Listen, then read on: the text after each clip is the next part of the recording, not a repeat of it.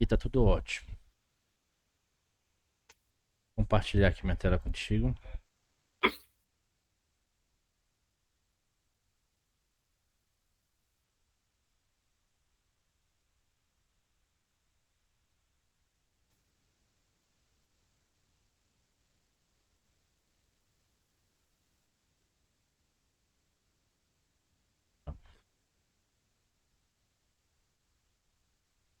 Tu lembra de que a gente parou?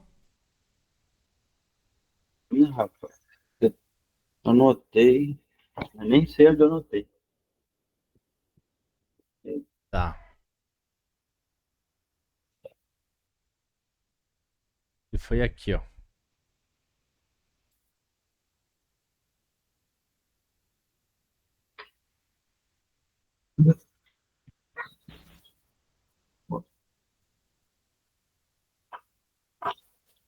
Fazendo uma mini obra aqui no quarto, tá uma bagunça danada. Foi aqui, ó.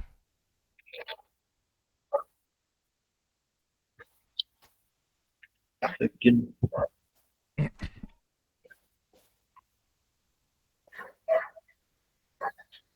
Então, olha só. É,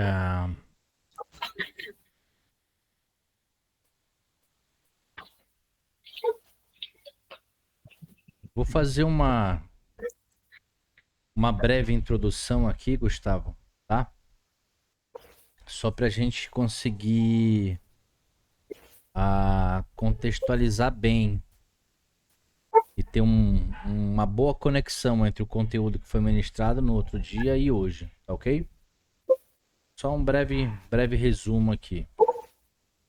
Então, falamos sobre as consequências, tá? Das assincronias ventilatórias. É muito importante fazer uma diferenciação entre um paciente que está assincrônico e um paciente que está agitado. Essas assincronias podem ter duas causas, duas origens, situações ventilatórias, que é aquilo que eu consigo resolver mexendo no ventilador, e de situações clínicas, né, que não são de causa diretamente ventilatórias, né, febre, dor, alguma descompensação metabólica importante, enfim. E aí clinicamente tem que ser resolvido, né? Falamos sobre a classificação e aí eu trouxe uma das formas de classificar mais tradicional possível, que é baseada no ciclo ventilatório, e a gente tem que lembrar das 4 fases que esse ciclo tem, tá bom? Ah, e começamos falando sobre as assincronias aqui na fase 1, na fase de disparo, né? Aqui a gente tem uma classificação completa delas, fase 1, 2, 3 e 4, tá ok? E começamos falando sobre as assincronias de disparo, tá? Falamos sobre o disparo ineficaz, colocamos aqui as causas e correções, consequências. Alguma dúvida em relação ao disparo ineficaz? por enquanto, não. Não. Acho que eu tinha que Falamos, começar a revisar e tal, aí que vai surgindo. tá. Só não deixa pro teu foco vir à tona quando tu fores revisar, porque algumas perguntas que tu pode fazer hoje, elas podem evitar que tu protele muito tempo quando tu precisar estudar. Por exemplo, tu focar 100%, por mais que seja a primeira vez que tu esteja vendo isso, tu evitar distração, se tu focar 100% em acompanhar o que a gente vai discutir hoje, algumas dúvidas tuas já podem surgir hoje e vai facilitar muito quando tu for revisar, tá? Falamos, além do autodisparo, falamos sobre o delay de disparo, né? Falamos sobre o duplo disparo, até então a pior assincronia de todas elas, sem sombra de dúvidas. Rapaz, esse aí eu acho que eu até vi ele. Eu lembrei assim. No dia a dia, É lá no estágio lá que eu tô fazendo lá.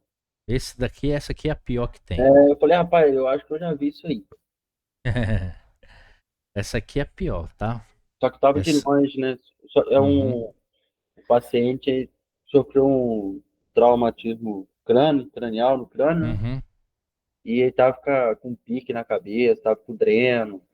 Tava na fase aguda ainda ele? Tava. Tinha poucos dias que ele chegou ali, acho que no máximo 2 dias. Na fase aguda, esses pacientes neurocríticos, eles têm que estar completamente sedados, tá?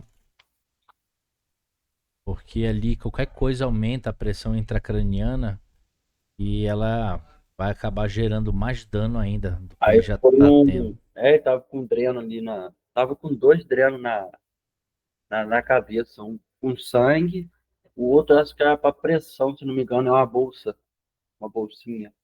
Só que a bolsa Sim, estava sim. fechada. Eu acho que quando aumenta muito a pressão, eles abrem essa bolsa para poder tirar um pouco da pressão. É um ajuste lá. Ah, A- e Aí foi uma, antes de. aí foi uma meada para a gente fazer a TC dele, deu um trabalho. Ah, sempre é. Aí eu ajudei o pessoal lá e tal. Pô, Foi bacana, bacana, cara. Uma experiência legal. foi. E aí nós paramos aqui, ó. Tá? Nós paramos aqui. Ah, por que eu paro aqui? Porque essa aqui, ela é a sincronia mais discutível até hoje, desde quando ela se colocou aí no cenário, ainda não é algo tão elucidado, não é algo tão esclarecido que é o disparo reverso, tá? É o disparo reverso. E os conceitos sobre essa sincronia passaram por várias fases, né? Mas a gente ainda não vai antecipar não algumas coisas agora. A gente vai primeiro falar o cenário tradicional, né, a forma inicial que ela se apresentou. E eu te confesso que hoje em dia a tendência está voltando para a origem dela mesmo, tá? Mas a gente vai por parte. Então olha só, o que é o disparo reverso?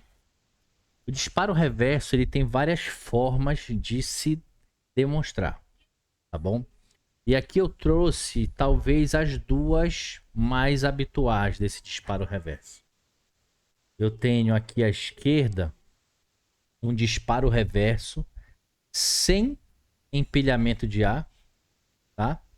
E aqui à direita eu tenho um disparo reverso com empilhamento de ar. O empilhamento de ar é esse duplo disparo, esse duplo ciclo aqui colado no outro. Então tu percebe que aqui à esquerda eu não tenho esse duplo ciclo e aqui à direita eu tenho, tá? Então essa talvez seja as duas formas mais habituais de nós vermos essa sincronia. Mas qual que é a principal característica a olho nu, né? Olhando a beira-leito, olhando nos gráficos de ventilação, para eu bater o olho e falar, isso aqui é um disparo reverso. Precisa de um padrão tanto quanto as alterações no gráfico, quanto a periodicidade também, tá? Então olha só, aqui por exemplo à esquerda, você tem um ciclo ventilatório iniciado pela máquina. Por que eu sei que ele está iniciado pela máquina? Eu não tenho queda de pressão aqui no disparo. Ó. E mais à frente vem o esforço do paciente, sendo aqui destacado pela linha vermelha, né, que é a PEMUS. A gente não sabe, a gente sabe, quer dizer, que a beira do leito a gente não vai tê-la. Mas toda vez que o paciente faz força, ele derruba a pressão e também o fluxo sobe, né? Ele cria esse abaulamento. Então, tanto isso aqui quanto isso aqui são característicos de esforço muscular inspiratório, tentativas do paciente disparar a máquina. Então, a gente percebe que o ventilador mecânico iniciou o ciclo e depois desse início teve esforço do paciente, tá? Então, isso aqui é um padrão e assemelha-se à assincronia de disparo reverso. Eu tenho que ter um esforço da máquina seguido de esforço do paciente. Então, quando eu tenho isso dentro de um ciclo ventilatório, já é caracterizado como um padrão de disparo reverso, tá? E aí, hoje em dia, ainda é muito discutível a sua origem, né? A causa principal é desconhecida, mas o que que já conseguiram associar com alguns cenários? Então, paciente com sedação profunda, ele tem uma tendência de apresentar esse grau aqui de assincronia. Pacientes neurocríticos em fase aguda, por exemplo, como esse teu paciente aí que você sugeriu, ele também é um paciente bem suscetível a esse tipo de assincronia. Pacientes com hipercapnia muito grave, pacientes com hipoxemia muito grave, paciente com distúrbios metabólicos muito graves. Então, assim, um paciente numa condição clínica bem grave, ele tem uma tendência de apresentar esse tipo de assincronia. E às vezes esse esforço aqui, Gustavo, ele chega a ser tão forte, tá? Que ele é capaz de atingir novamente a sensibilidade da máquina. Tá? Então, dentro do ciclo ventilatório, às vezes essa contração do músculo é tão forte que ela pode atingir a sensibilidade, pode atingir o limiar do ventilador mecânico. E se isso acontecer, vai acontecer isso aqui da direita. Ocorre um novo ciclo ventilatório. Então, tu percebes que aqui tu tens duas formas diferentes de você ver essa sincronia de disparo reverso.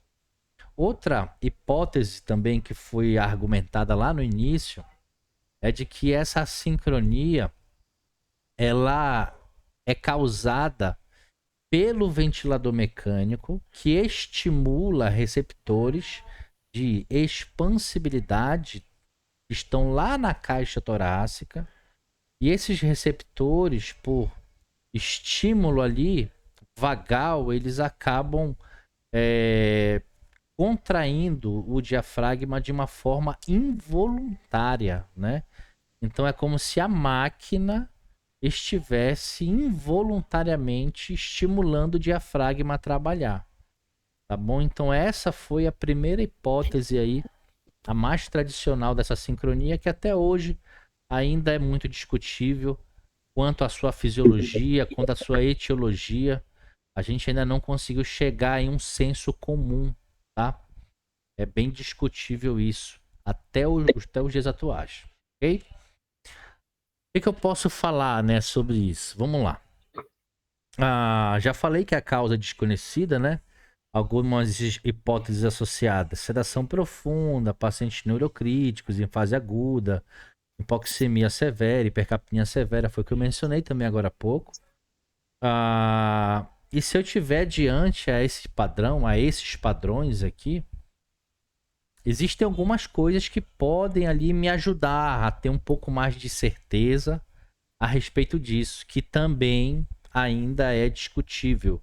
Alguns especialistas acham que é desnecessário fazer, outros acham que é sim necessário fazer, e eu sou um daqueles que acho que é necessário, tá? Não para confirmar, né, a sincronia, mas para te dizer para qual caminho tu podes ir para resolver. E isso é muito importante, é muito mais importante do que tu identificar ela. É tu saber resolver a coisa, né? Porque aquela pessoa que só identifica problema e não resolve nada, não adianta de nada, tá? Então aqui tem algumas técnicas, algumas manobras que tu pode estar realizando se tu tiveres diante a esse padrão de assincronia, tá bom? Então olha só. A primeira delas é você utilizar uma pausa expiratória longa, tá bom? Então, durante a pausa expiratória longa, se acontecer ali uma situação de apneia, né? Você confirma que aquela sincronia, sem sombra de dúvidas, é um disparo reverso, tá? Se por acaso não tiver presença de esforço muscular, talvez não seja um disparo reverso. Talvez seja simplesmente uma sobreposição de ciclos. O que é isso? O paciente quer respirar, está tentando, ele vai tentar impor o ritmo dele, a máquina tem o dela, e às vezes esses dois times, né, eles ficam brigando, batendo um com o outro, gerando vários padrões de assincronia. Isso é uma sobreposição, são duas coisas que estão uma em cima da outra, né? estão sobrepostas. Então o paciente está tentando impor o ritmo dele, a máquina o dela, eles ficam brigando ali na ventilação. E isso não é um disparo reverso, isso é apenas uma briga, tá? Mas você pode ter sim um disparo reverso sendo causado, estimulado pelo ventilador mecânico e involuntariamente o diafragma vai lá e contrai. Quando tu vê um paciente com disparo reverso, tu olha para ele no leito, parece que ele está tendo um soluço. Então o ar entra, né? Expande o tórax e ele faz assim, ó. Ele dá no final da inspiração, ele dá mais uma puxadinha. Parece um soluço, sabe? Outra forma também de você avaliar se aquela contração diafragmática, né, se aquele drive presente ali é realmente do paciente ou é involuntário, é passando para o modo PSV. Se tu passa para PSV e nada acontece, então quer dizer que realmente era a sincronia de disparo reverso. Porque na hora que tu passa para PSV, aquela frequência respiratória some. Eu não tenho mais frequência respiratória programada em PSV. Ou o paciente entra, ou ele não vai ter nada. Na hora que você passa para PSV e nada acontece, então é um sinal positivo de que a sincronia está presente. Realmente era a máquina estimulando involuntariamente o diafragma. Se por acaso tu passa para PSV e tem presença de esforço, o paciente começa a entrar na ventilação, então significa que não era uma sincronia de disparo reverso. Era apenas uma briga entre eles. Era uma sobreposição de ciclos. Isso é muito bacana, essas duas formas de você avaliar isso, para tu saber para qual caminho tu vai correr então para resolver. Depois que tu faz isso e tu já tem uma resposta,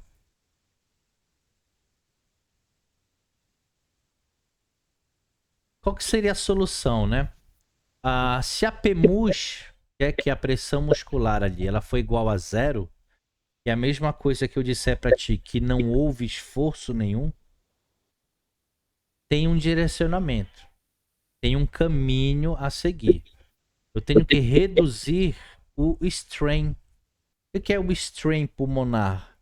É esse ímpeto, né, de expansibilidade da caixa torácica. Como é que eu posso fazer isso, se essa seria a hipótese ali de estar estimulando o diafragma? Eu posso reduzir um pouquinho o volume corrente, eu posso reduzir um pouquinho a frequência respiratória. Aquele pico de fluxo inspiratório ali muito rápido, muito acentuado, eu posso dar uma desacelerada nele. Posso até mesmo diminuir a PIP. Aí vamos imaginar que tu fez tudo e nada resolveu. Ele continua com a sincronia de disparo reverso e principalmente ele fica com esse fenótipo aqui, ó, de empilhamento, né, que é o pior de todos. Tu não conseguiu resolver, mesmo fazendo esse passo a passo aqui. Em última hipótese, usar bloqueador neuromuscular para interromper aquilo ali, tá? Porque o duplo disparo e empilhamento é muito lesivo ao paciente, risco de volutrauma, barotrauma, tá? A gente não pode tolerar duplos disparos, empilhamentos em hipótese alguma. Agora, se tu for para esse outro caminho, passou para o modo PSV ou fez uma pausa e teve PEMUS, ó, a PEMUS foi maior que zero. É a mesma coisa que eu disser para ti, que o paciente está entrando na ventilação mecânica, está participando. Aí vem um termo que pegou uma moda aí, principalmente lá fora, né? Let him breathe. Deixe-o respirar. Então é o paciente que está tentando respirar, está tentando participar da ventilação, mas está tendo dificuldade porque a máquina está com uma programação muito dominante.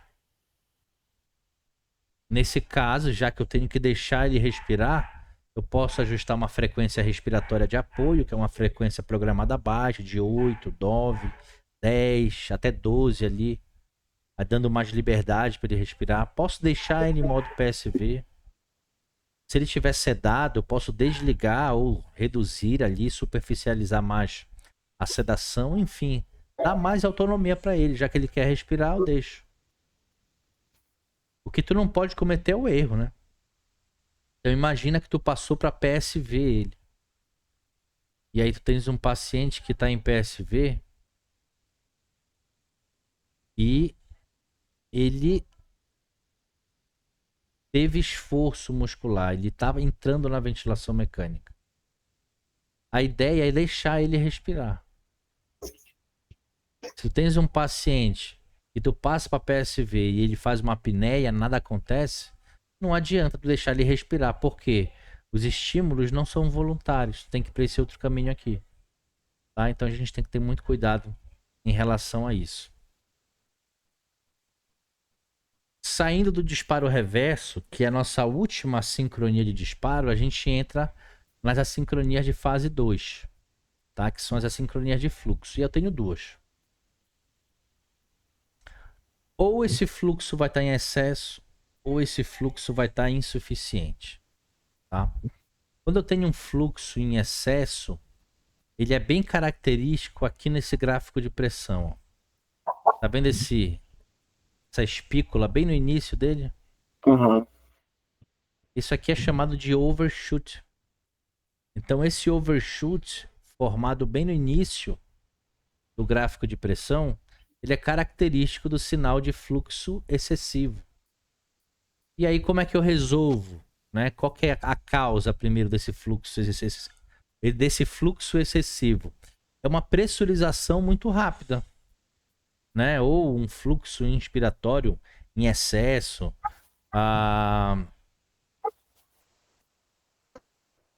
Pode ser, né, que a P-vent, né, que é a pressão ventilatória que eu ajusto com os meus dedinhos, ela é muito maior que a necessidade que o paciente está precisando, né? Então a P-vent é superior à demanda do paciente. Então eu pesei a mão, botei uma pressão muito alta, um fluxo de ataque muito alto. Para eu resolver isso, é ter um caminho oposto. Eu posso pegar aqui o meu rise time e aumentar um pouquinho mais ele para dar uma quebrada bem aqui no início. Aí ele fica mais alongado aqui. Ele quebra esse início aqui. Posso diminuir o fluxo inspiratório ou adequar a P-vent de acordo com a demanda que o teu paciente apresentar, tá? Depois do fluxo excessivo, eu tenho um contrário dele. Já tenho fluxo insuficiente. Agora, não é mais a P-vent que está superior à demanda. Não, a demanda está muito maior que a P-vent. Eu botei os parâmetros ventilatórios e o paciente ele quer muito mais que aquilo. Ele quer, às vezes, mais rápido, quer mais volume de ar. E aí ele tem alguns padrões característicos. A principal alteração gráfica também é lá no gráfico de pressão. Aqui eu tenho o modo VCV, com a onda de fluxo quadrada. E o gráfico de pressão ele tem uma deformação. Olha como é que ele fica deformado, bem no meio dele. Ele tem uma deformação. Aqui também deformou. Aqui também deformou. Essa deformação nos gráficos de pressão, elas condizem com a sincronia de fluxo insuficiente, que é muito mais comum e característico em modos de controle de volume, no modo VCV. Causas, né? Pode ser uma pressurização lenta, um fluxo inspiratório baixo, uma limitação do fluxo, que geralmente ocorre nos modos VCV. Pode ser uma causa não ventilatória, ter um paciente extremamente com dor, ansiedade, com delírio, né? O drive também exacerbado em situações de acidose metabólica. Ele pode estar em situações de subassistência ventilatória. E aí, você tem que tentar corrigir isso. Teoricamente, acelerar o rise time, tá? Ele vai ajudar a resolver isso, teoricamente. Acelerar o fluxo inspiratório também. Mas a principal forma de resolver essa sincronia, sem sombra de dúvidas, é liberando o fluxo de demanda. Liberando, né? Deixando esse paciente em um modo ventilatório com fluxo livre. Então, os únicos modos que vão conseguir efetivamente corrigir isso aqui é se teu paciente for mudado para o modo PCV ou PSV, tá? Então, essa sincronia de fluxo insuficiente ela é muito comum se o paciente está ativo no modo VCV. Já sabe disso. Paciente ativo dificilmente vai ficar bem em volume controlado. Ele vai querer uma hora a mais, entendeu? E a máquina não vai dar. E aí ele começa a ficar em assincronia. Então, quando você libera o fluxo de demanda, né, passa para PCV, PSV, rapidamente aquela sincronia se resolve. Se for alguma situação de uma causa não ventilatória, tem que corrigir esses distúrbios clínicos. E se for uma situação de subassistência, aumentar a assistência ventilatória e aumentar a PVent. Saindo da fase 2, a gente já entra na fase 3. Agora, são também duas assincronias. Ou aqui, tu vai estar fornecendo para o teu paciente um tempo inspiratório curto, e aí vai ser uma ciclagem precoce.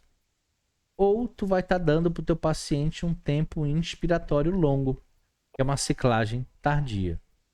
Então vamos falar primeiro da ciclagem precoce.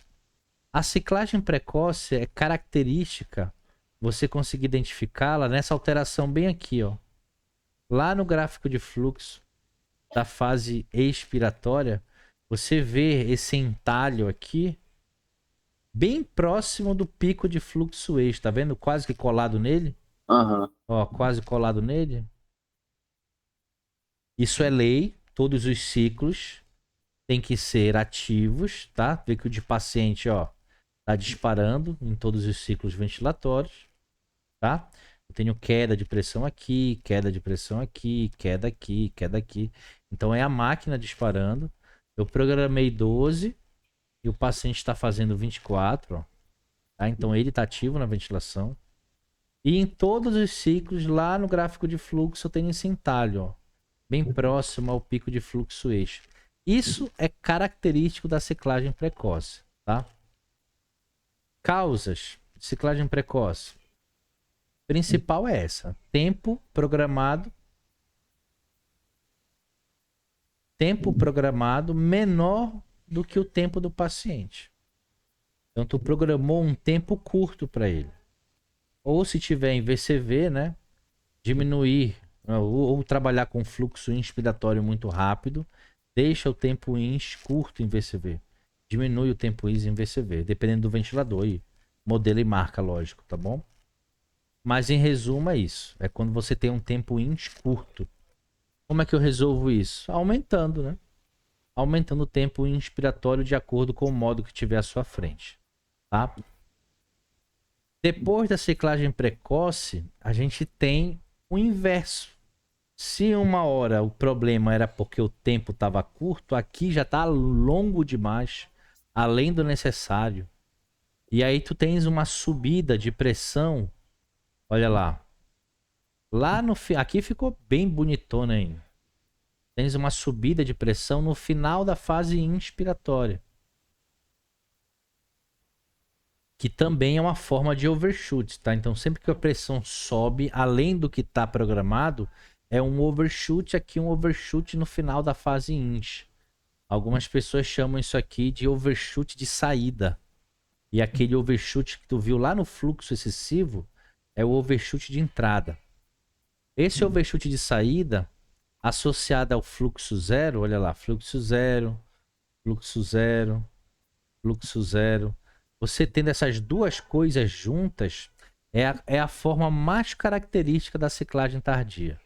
Então você tem um overshoot de saída, mais fluxo zero. O que é esse fluxo zero aqui? O tempo do paciente neural terminou bem aqui, ó. Então todo esse caminho aqui durou. E bem aqui o tempo do paciente inspiratório acabou. Daí o paciente tentou soltar o ar. Só que a porta estava fechada. Olha a porta fechada aqui, ó. Tudo isso aqui é o tempo que a porta estava fechada. Porque tu programaste o ventilador mecânico para abrir a porta só aqui na frente, ó. E nesse tempo todinho que a porta ficou fechada, o paciente tentou soltar o ar, ele bateu contra a válvula fechada, por isso que a pressão sobe no final. Então, quando você tem essas duas formações, é a forma mais característica de ciclagem tardia. E é justamente isso, né? Quando o tempo inspiratório programado, ele é maior do que o paciente quer. independente do modo ventilatório. E como é que eu resolvo isso? Diminuindo o tempo INCH. Então eu vou diminuindo até ambos ficarem em sincronismo.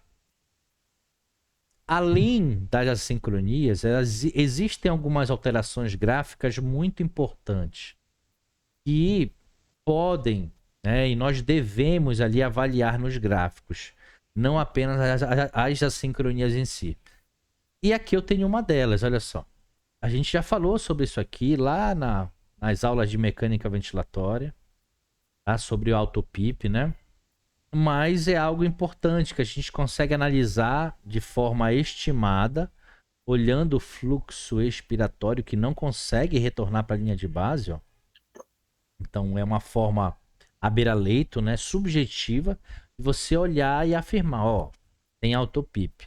E para quantificar, eu preciso fazer uma manobra de pausa expiratória.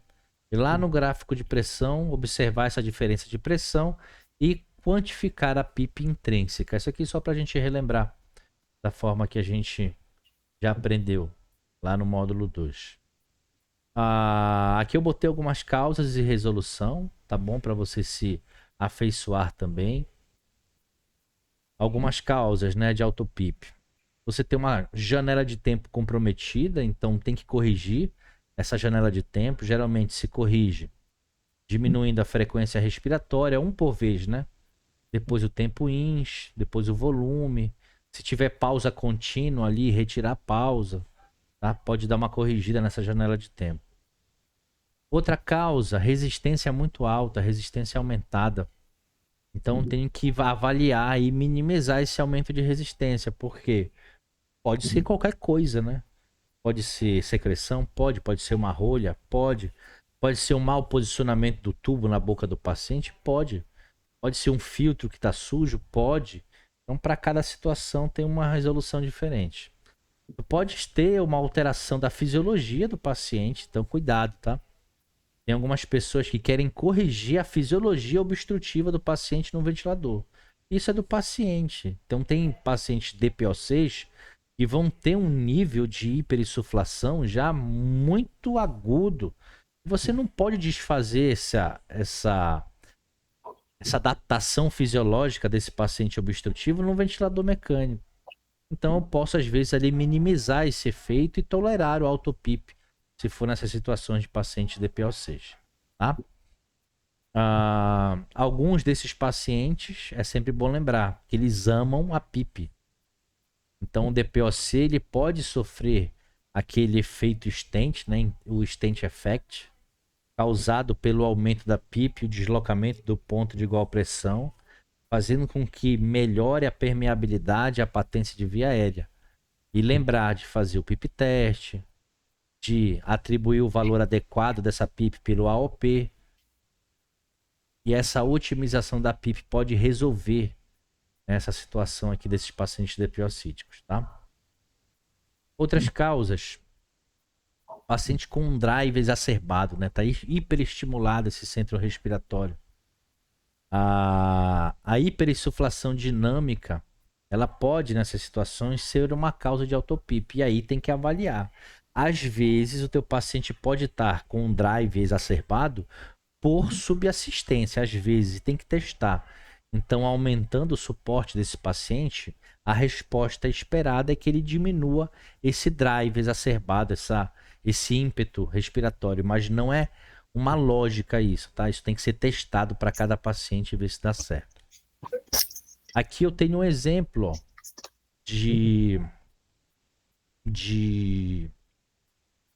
outra coisa muito importante, tá? Que é você conseguir avaliar situações de escape.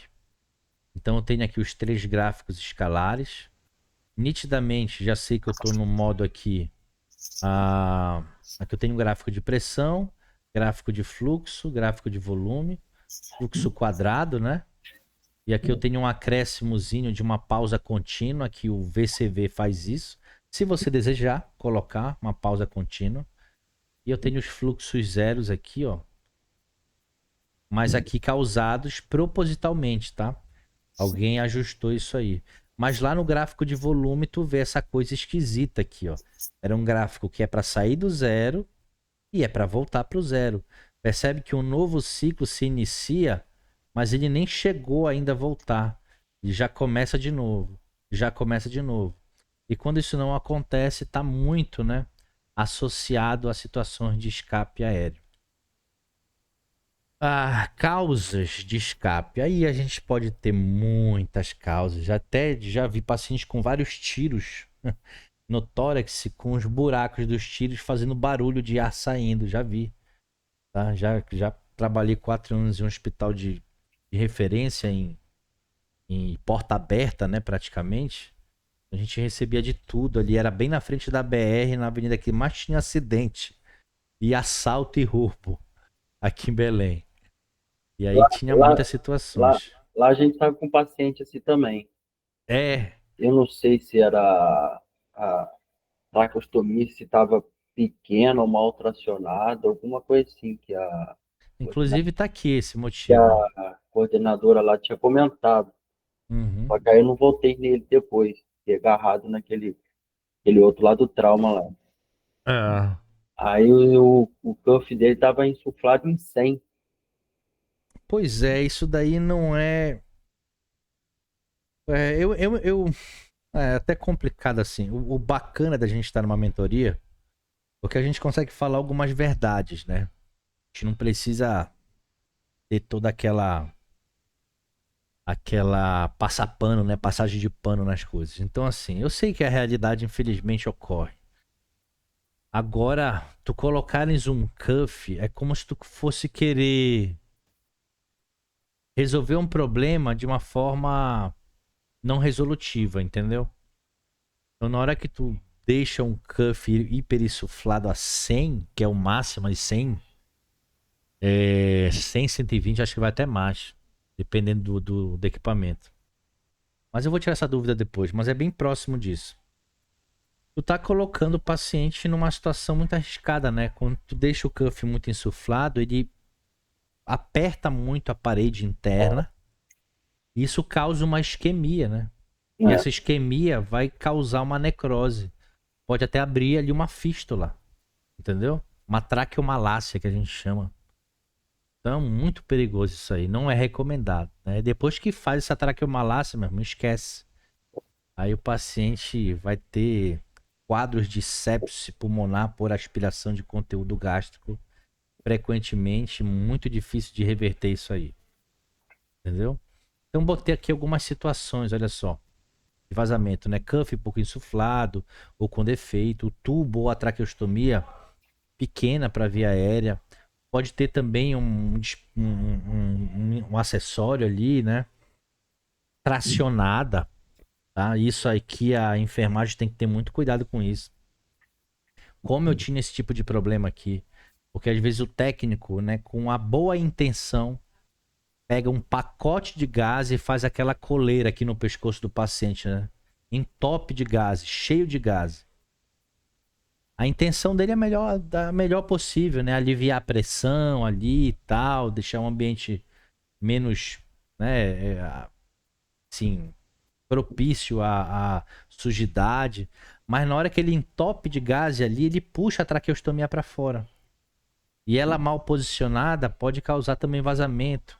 Às vezes esses usos, né, prolongados de traqueostomia e tal, acabam alargando o ósteo, né, fazendo aquele buraco da traqueostomia ficar mais alargado, gerando também vazamento. Pode ter furo no teu circuito do teu ventilador, pode esquecer algum dispositivo aberto. Como assim? Não sei se tu já percebeu, os filtros, eles têm uma tampinha. aham. Né? Ele tem um que fica meio que entreaberto e tem um outro que fica fechado. Esse outro que fica fechado fica com uma tampinha. Essa tampinha é caso você precise, né? Conectar um siliconezinho de oxigênio e botar ali ou para outros tipos de dispositivos também que a gente tem de acompanhamento à beira-leito, tem aquela entrada ali. E às vezes se perde, aquilo cai. E aquele vazamento também ali pode comprometer a ventilação e é um baita vazamento que fica.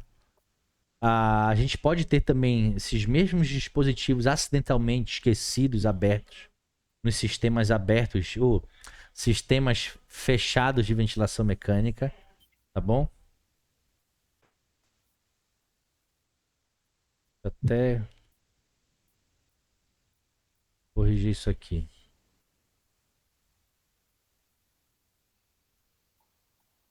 Não, tá certo, tá certo, tá certo. A sigla tá certa. Sistema de aspiração fechado, tá? Mas pra Essa que que é? Pra que é esse? traqueostomia, como faz a comparação mesmo de tamanho, pelo tamanho da pessoa? Como é que é mesmo? Idade? Olha, Gustavo, essa informação eu não sei te precisar. Porque geralmente quem faz essa escolha, né, e avalia é o médico, né? Então, como é um ato médico, a gente tem ali a deixa isso ser mais direcionado por ele. Mas ele leva em consideração ali o diâmetro da via aérea, ele leva em consideração o sexo do paciente, né? Então, geralmente, um paciente adulto, geralmente, tá? Vai ficar ali em torno de 7,5 e 8, tá bom? Geralmente. Alguns casos, assim, um pouco mais raros, a gente vê um número maior. Mas qual que é a ideia? Quanto maior é a cânula de traqueostomia, mais difícil vai ser o desmame dela, tu sabia? Inclusive, alguns fonoaudiólogos vão reduzindo o diâmetro dessa traqueostomia aos poucos, tá? Então, tudo é levado em consideração. Tudo é levado em consideração. Então, geralmente, tu vai ver aí um número de traqueostomia, levando em consideração homem e mulher, para um paciente adulto entre 7,5 e 8, tá? Mas precisamente os critérios, né? Eu não sei te precisar, tá? Por ser uma questão de um ato médico, ser uma decisão mais deles. Mas, tipo, nesses mais de 10 anos que eu tenho de prática nesse assunto, tudo que é procedimento que eu já acompanhei, geralmente fica em torno de 7,5 e 8, tá? Independente de ser sexo feminino ou masculino, pensando no paciente adulto, tá? Tem pacientes que são mais difíceis de fazer a traqueostomia, inclusive. Pacientes com pescoço muito pequeno, curto, pacientes obesos, esses são os mais difíceis de traqueostomizar. Tá? O médico fica bem aflito ali na hora de fazer o procedimento. Outros possíveis situações de vazamento, né? Fístulas, drenos, enfim. Tudo isso pode vazar. Então, para cada um deles, você vai ter um meio, uma forma de conduzir a sua resolução. E aí a gente tem que verificar isso com muita calma, tá? Se for problema de cuff, tem que verificar, né? Fazer a pressurização com o cufômetro e ver o bom funcionamento dele, né? Se o tubo for muito pequeno, avaliar esse diâmetro, de repente sugerir ali pro Esse médico ali. paciente que a gente levou para fazer tomografia, ele estava esvaziando muito rápido. Mas estava esvaziando o cuff. O cuff estava esvaziando rápido, tanto que Então isso era um defeito do cuff. Não, mas esse era outro paciente, aquele da cabeça, do trauma da cabeça. Ó, vamos imaginar lá que tu tá com um cufômetro na tua mão, tá? Conectou. Como é que tu avalia e ajusta a pressão do cuff lá nesse hospital que tu tá trabalhando? Tinha o cufômetro, né? Tem cufômetro lá, né? Tem. Porque tem serviço que é o seringômetro, É. que vai A na orelha seringa. SUS não deve ter isso. Pois é. Tá? Então, o cufômetro é o ideal, é o padrão, é o que deve ser feito. Então, vamos dizer que tu colocou agora. Olha, que horas são agora? Sei lá que horas são. 9 horas, acho. 9. Foi lá no teu paciente, deixou lá 30. Beleza. Passa 10, 15 minutos, te chamam lá para avaliar de novo o paciente, tu percebeu que tá vazando. E tu olha lá, coloca o cufômetro, aquilo que tava 30 tá lá em 10. Tão rápido assim, não é para acontecer. Essa despressurização, ela ocorre sim, no decorrer das horas, né? Mas não é uma grande oscilação. Aí tu vai lá, faz um teste, coloca 40. Aí passa poucos minutos, tá vazando de novo. Aí tu conecta o cufômetro, desceu para 10 de novo. Não, isso tá com algum tipo de defeito. Então, se tu tiveres um cufômetro com defeito, tu tem que pedir pro médico trocar a cânula de traqueostomia ou trocar o tubo. Tá? E esse aqui é o pavor do médico, sabe por quê? Porque o médico, assim, qualquer tipo de procedimento de troca de cânula, troca de tubo, gera ali uma aflição, né? Tu pode perder a via aérea. E ninguém quer ter correria no seu plantão. Então, uma das coisas que deixa o médico intensivista mais aflito Um vai são passando essas. pro outro. Exato, são essas Ah, trocas aí. amanhã faz, amanhã faz. É, são essas trocas aí. Só que dependendo da justificativa que tu dê, tem algumas situações que é a mesma coisa que tu enfiar o dedo no médico. Porque ele sabe que ele não tem como escapar daquilo. E na hora que tu chega com o médico e fala pra ele, doutor, olha, esse cuff aqui tá com defeito. Acabou pra ele. Ele não vai ter justificativa pra dizer que não pode trocar, não é pra trocar. Se ele fizer isso e acontecer alguma coisa com o paciente, é negligência médica. Entendeu? Então nós temos um poder muito grande. A gente tem que ter cuidado na forma que a gente vai se posicionar. A gente tem que ter cuidado na forma que a gente vai falar, porque são Rapaz, situações que podem deixar aflito ali o teu ambiente de trabalho, tá? mesmo sendo um hospital lá particular, né? Lá o bicho pega também, não é tão fácil não. É, eu sei O que é. bicho lá Tá? não Então, tem, tudo isso a gente tem que avaliar, não tem muita tá? uma, uma organização, né? Não tem um Todos tipo os hospitais, independente de ser público ou particulares, eles têm seus desafios, sabe? É, enfim, e às é vezes, complicado, é complicado. vai pegar, né, a responsável pela enfermagem. Às vezes pensa de uma forma, só quer daquela forma, aí pega o chefe médico, só pensa daquela forma, não aceita, e Ah, a gente só vai gerando um conflito. E nada se resolve. então, tudo tem que ser avaliado pontualmente, né? Ah, saindo dessas situações que a gente está discutindo, por exemplo, se for uma questão deles um tubo ou uma traqueostomia muito pequena, um número pequeno ali, conversar com o médico a hipótese se é algo que realmente tem que ser feito, entendeu? Uma troca de dispositivo, um simples reposicionamento, às vezes, se necessário, pode ajudar. Acionar os médicos no momento certo, né? Se for, às vezes, o ponto do ósseo da traqueostomia estourado, arrebentado, ele tem que intervir, tem que dar ponto de novo, porque às vezes abre, tá? Se for furos, né, ou defeitos do circuito, tem que vedar, se possível, ou trocar, né, se necessário, esses tipos de defeitos no circuito do ventilador. Ah, tem que fazer, enfim, essa averiguação. Então, nessas situações aqui, Gustavo, olha só. Uma coisa que eu quero que tu fixe bem, tá? Muito, muito, tanto que eu deixei em vermelho. Tem situação de vazamento que não tem o que tu fazer. Tu sabe o problema, mas não tem como fazer. Por exemplo, imagina o paciente está usando um dreno torácico. Tá lá o dreno, lá. Ele tá no selo d'água. Esse dreno, principalmente os drenos que tiverem com alto débito, tiverem borbulhando lá, sabe, em cada ciclo, cada respiração. Não tem como tu vedar aquele vazamento porque é uma necessidade clínica do paciente estar usando aquele dreno. Então, muito cuidado para ventilar esses pacientes. A gente fala que tem um ponto de pressão da fístula. Se tu trabalhar com PIP muito alta, com pressões muito altas, tu vai aumentar aquela comunicação ali que não deveria ter, que o dreno está mantendo. Tu vai aumentar a fístula. Então tem que ter muito cuidado. Geralmente ventilar em PCV para garantir um volume corrente.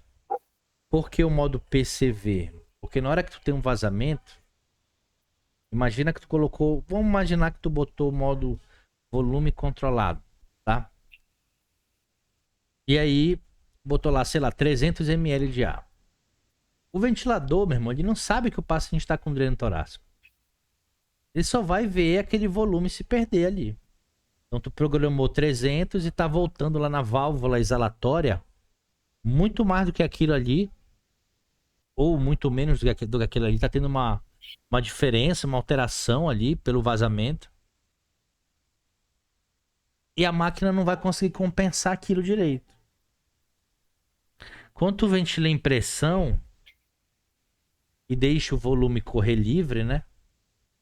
A máquina, ela acaba aumentando o fluxo dela para conseguir atingir aquela pressão que tu determinou.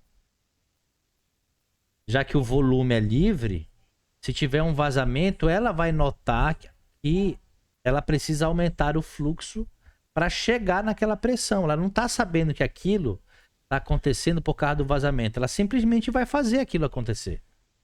Então, quando tu tens um vazamento que tu não consegue resolver, é melhor ventilar a pressão com pressões mais baixas. Não adianta tacar o dedo na pipa, na pressão, não, porque aquilo só vai aumentar a fístula, tá? E muito cuidado com as assincronias ventilatórias. Outra coisa muito importante, tá? Aqui, ó, não só na fase expiratória, como tá aqui, mas pode acontecer da fase ins. Você vê muitos serrilhados, tá? E esses serrilhados, eles têm uma relação com fluidos. Nem sempre isso aqui é secreção, tá?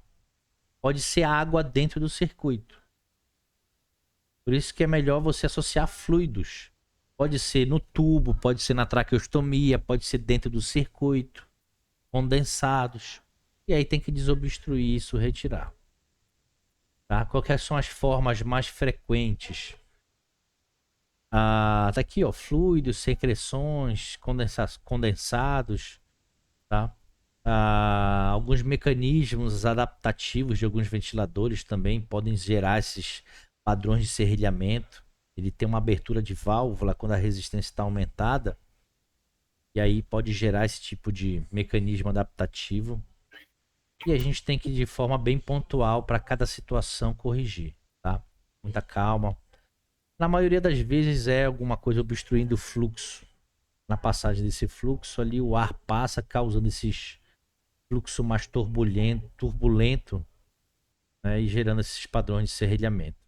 Então isso aqui é uma abordagem um pouco mais tradicional, tá, do que a gente tem sobre as alterações gráficas, sobre as assincronias ventilatórias. A gente vai fazer uma pequena pausa agora, tá, de 10 minutinhos, 15 minutinhos. Aí quando for 21 e 30, a gente retorna para falar sobre as correções com casos clínicos reais, tá? Só situação de correção, de identificação de assincronia e correção.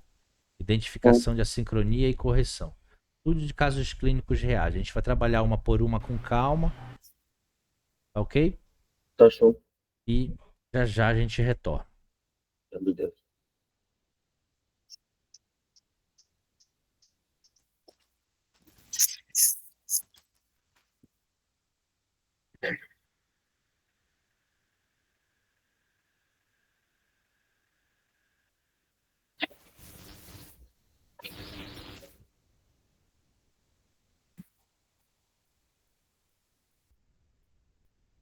Então vamos lá.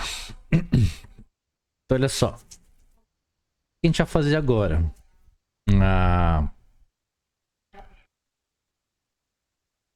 Nós temos só situações com casos clínicos reais, tá? Agora eu quero que tenha foco total aqui para tu conseguir ir junto comigo identificar bem esses padrões de assincronia. Beleza? Então, olha só.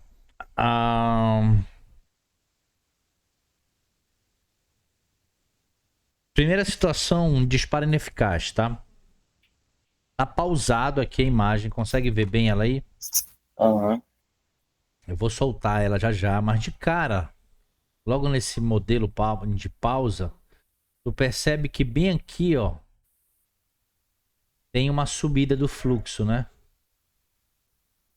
A queda de pressão tá aqui. Poxa, Walter, é muito difícil. num paciente real. É difícil mesmo. Por isso que eu te falei que o macete do disparo ineficaz tá aqui nessas alterações de fluxo. Vou soltar aqui o vídeo. Ó, tem uma bem aqui. Outra aqui. Percebe? Não gera fluxo. Aí o que eu vou fazer? Eu reduzi o tempo inspiratório, que é uma das formas de resolução. Bem aqui ele fez de novo.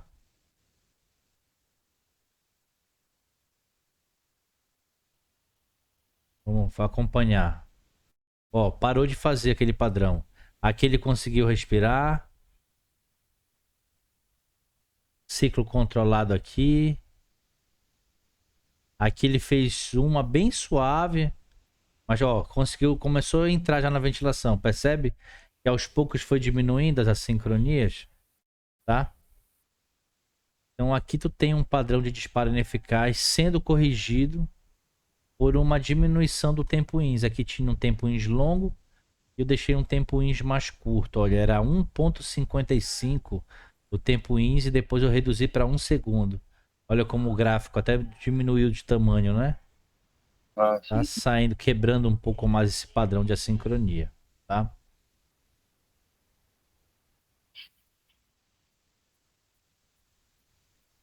Agora, uma sincronia de delay de disparo. Olha só como é o delay.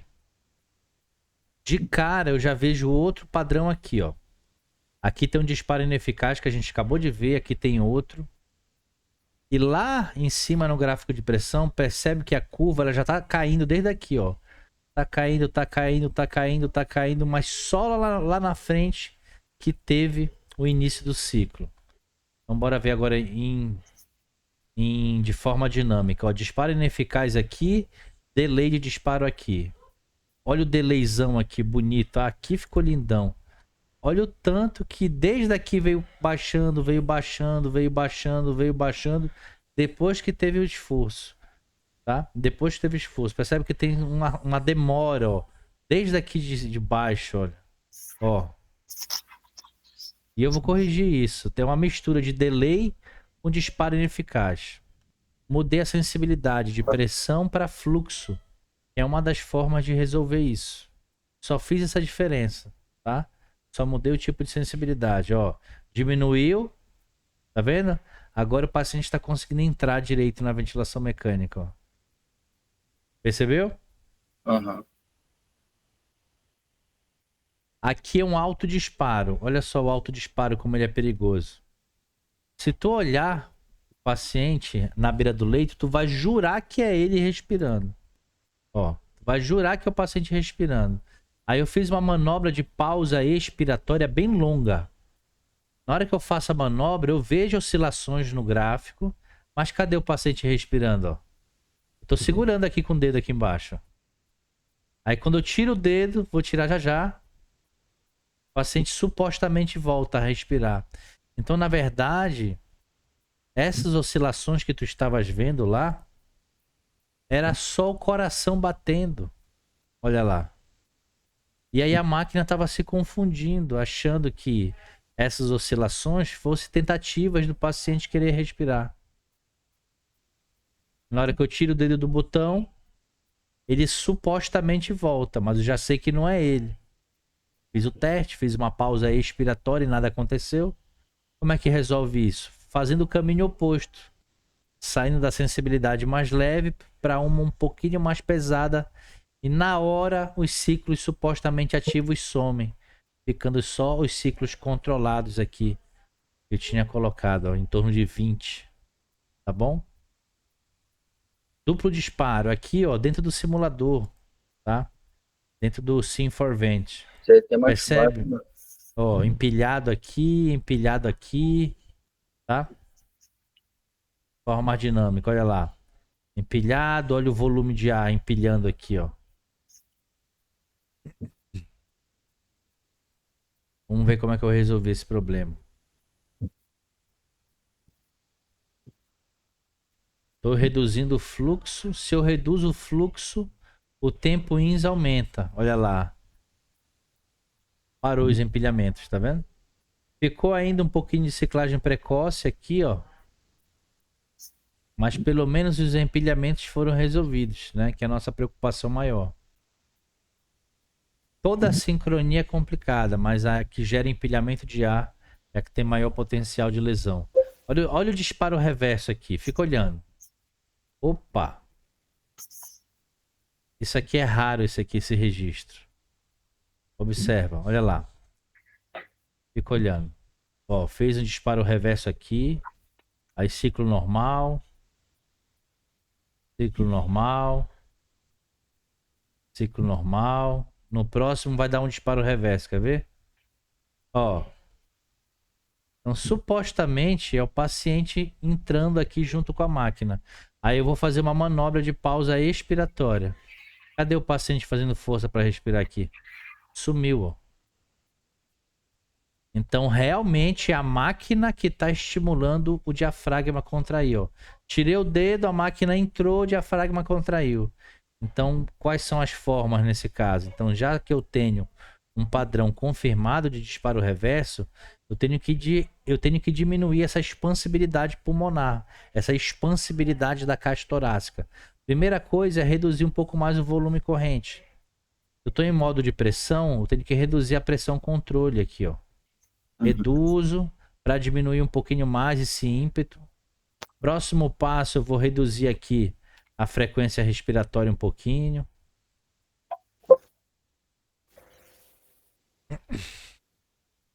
Eu acho que eu dei uma diminuída também no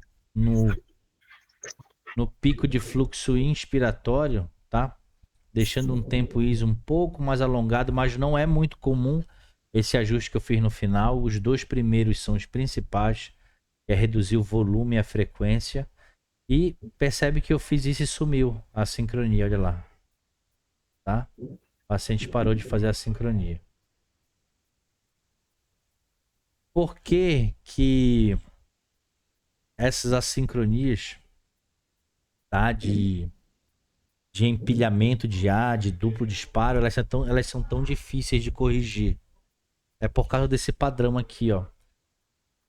Agora em 2022 a gente teve uma atualização, tá? Lá na Respiratory Care, de um estudo do Cabo de Villa, que ele deu aqui quatro possíveis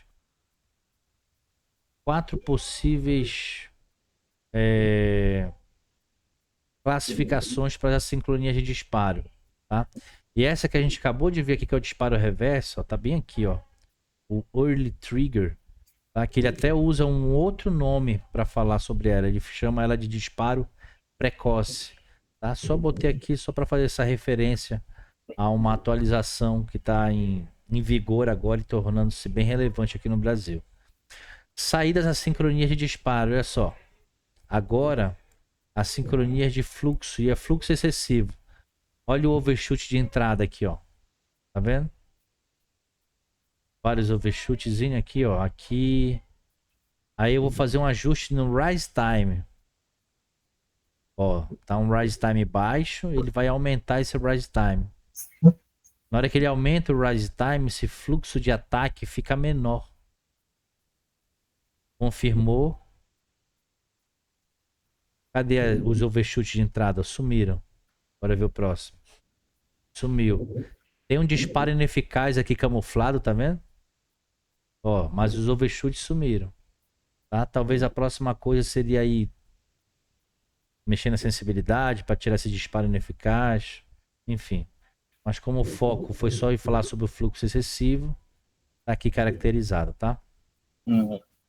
Fluxo insuficiente. Olha o fluxo insuficiente. Epa! Vamos estar de cabeça para baixo esse vídeo aqui. Por que ficou, não sei.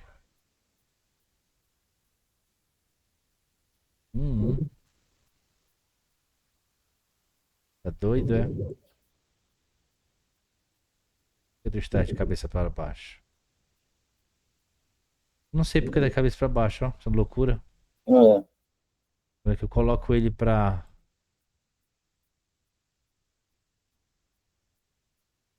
reproduzir e ficar de cabeça para baixo?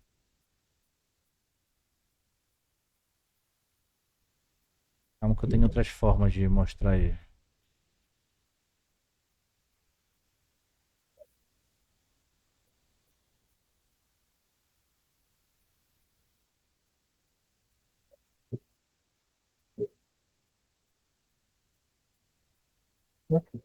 Aqui, ó.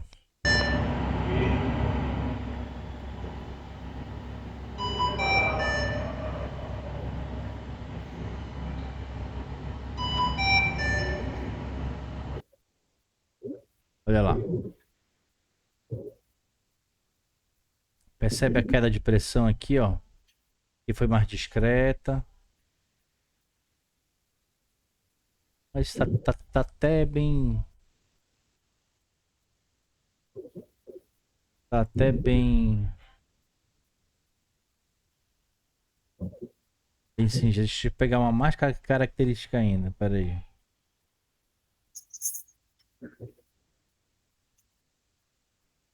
E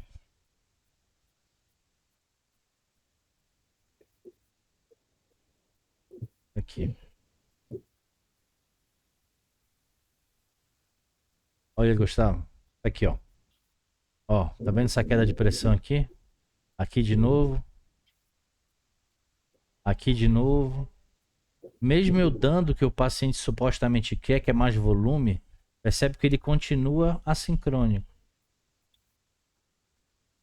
Ó, ele quer mais, né? Eu aumento, eu exagero, inclusive, para mostrar que resolver dessa forma aqui não resolve o problema, tá? A melhor forma de resolver é mudando de modo ventilatório.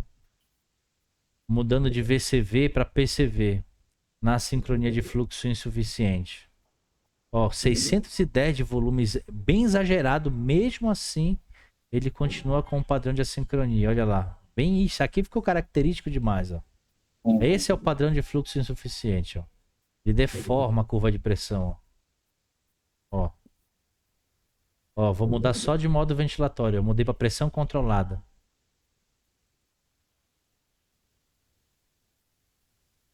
Mudei para pressão controlada, imediatamente ele fica sincronizado, tá? Então, qual que é a ideia dessa sincronia? Ela é causada por uma limitação do fluxo. Então, joga o paciente para um modo ventilatório onde ele tem esse fluxo livre, né? Ixi, rapaz, outra que tá ao contrário. Por que esse negócio tá todo ao contrário? Foi só aqui. Quando eu dei o play. Tá, deixa eu mostrar lá na caixinha. Melhor. Ciclagem.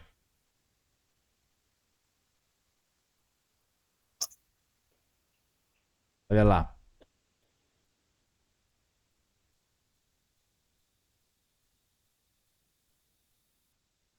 Olha lá aquele entalho, bem próximo do pico de fluxo expiratório. Agora eu resolvi rápido essa aí. Vê se tu consegue acompanhar.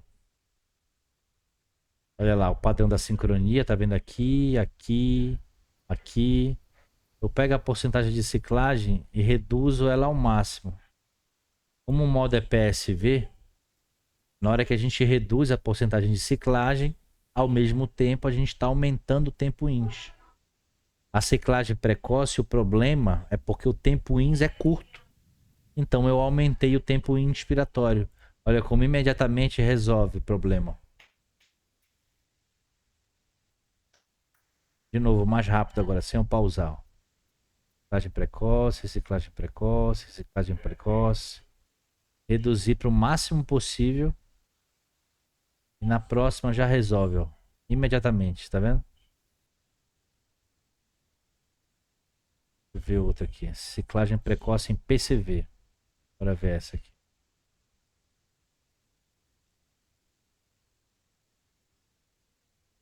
Ó, bem aqui fez uma. Aqui de novo. Aqui de novo. Aqui não fez. Aqui fez de novo. Aqui fez um pouquinho. Aqui fez um pouquinho. Um pouquinho também aqui. Ó. O tempo tava em 0,6. Aumentei para 1 segundo. Olha lá. Na mesma hora resolve, ó. Tá vendo? Ó. Percebeu?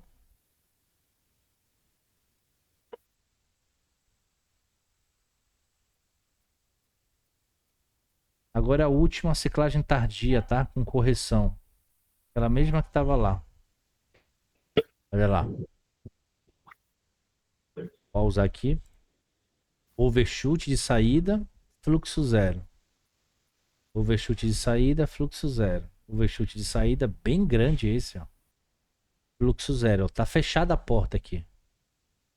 O paciente tenta soltar o ar, não consegue, por isso que a pressão sobe.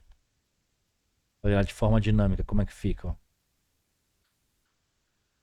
Peguei o tempo que estava 1:39 e reduzi para 1 segundo. Bora ver o que é que aconteceu. Ó, diminuiu aqui um pouquinho, mas ainda ficou. Reduzi para 0,7.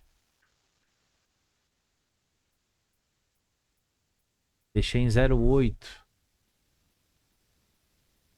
Olha como já sumiu aqui, ó. Aquele overshoot de saída. Fluxo zero também sumiu, porque agora eu aproveito realmente o tempo que o paciente quer. Aqui ficou um pouquinho, ó. Por isso que subiu um pouquinhozinho só. Mas pro que tava no início, né? Olha lá. Percebe? Pro que tava no início, resolveu bastante coisa.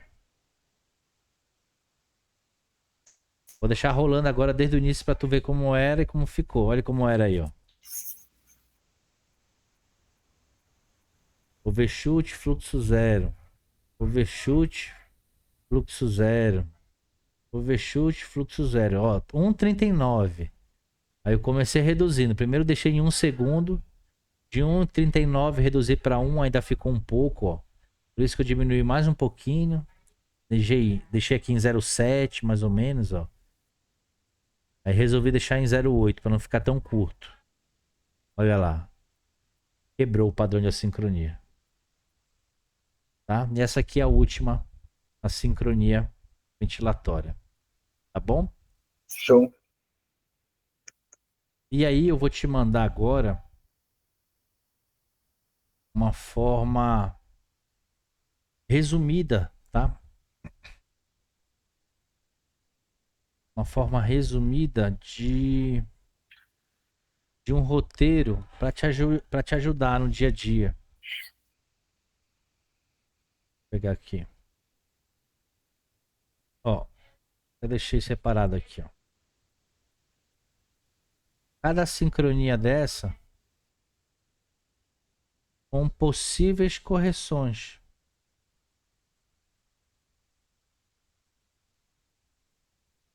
Até acrescentei o autopip, apesar de não ser uma sincronia.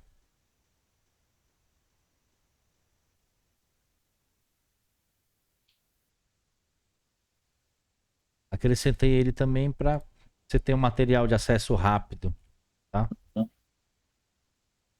Acabei de te enviar.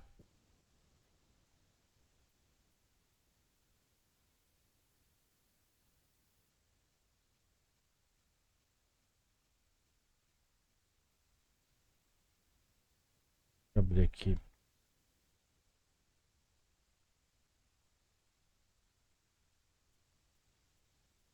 E aí, Gustavo, a gente dá por encerrado aí esse módulo, tá bom? Fizemos uma revisão bem ampla sobre a sincronia ventilatória, uma abordagem mais tradicional.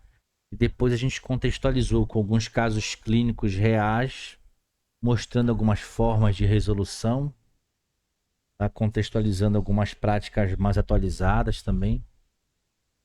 Te enviei algum resumo, também um material de acesso rápido. Lógico, né? Quanto mais tu estudar, mais tu vai ter dúvida, vai gerar dúvida. E não deixa de manter essa comunicação aí comigo. Sempre que tu precisar, eu estar te dando esse suporte, tá tirando dúvidas contigo em relação à ventilação mecânica.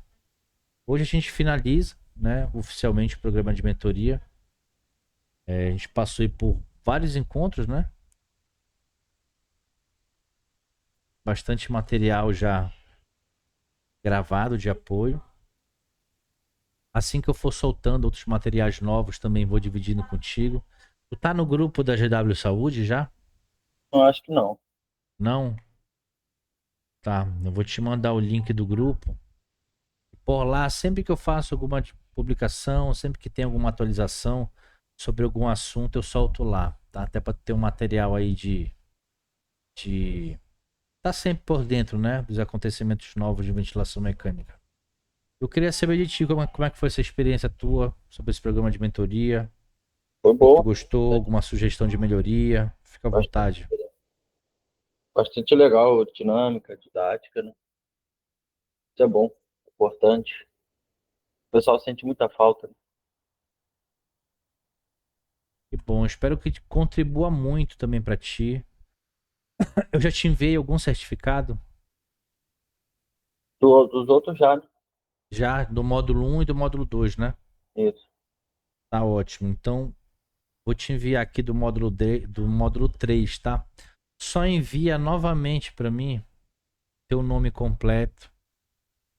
Pra eu tá já, inclusive, mandando agora já para ti, tá? Vou abrir aqui o material que tem os modelos certificados e já te enviar. E é isso, Gustavo. A gente vai mantendo contato, Show de tá bola. bom? Te agradeço aí pela compreensão nesse período difícil que foi da minha vida, né? Os Tá problemas de saúde que eu tive, tô tentando lidar com isso ainda, fazendo os exames. fazendo os exames? Tô fazendo os exames. Ontem tirei o Holter, fiz ergométrico, até agora tá aparentemente já bem, né? Mas tô tendo que tratar uma hipertensão que apareceu, enfim, tem que perder peso. Tá joia, meu amigo? Tá certo.